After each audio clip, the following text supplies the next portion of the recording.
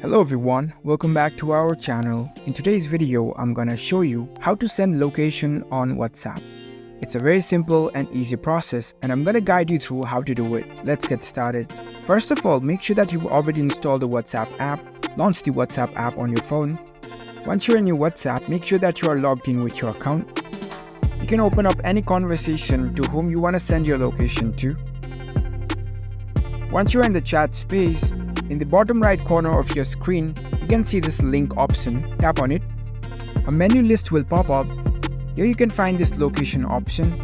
So in order to send your location, you need to tap on this. Now it will open up the map page.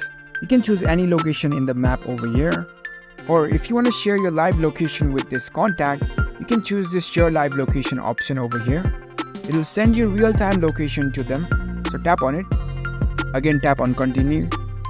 Over here, you can choose the time frame of sharing your live location. Let's say if you choose 15 minutes, your live location will be shared for 15 minutes and it will be turned off.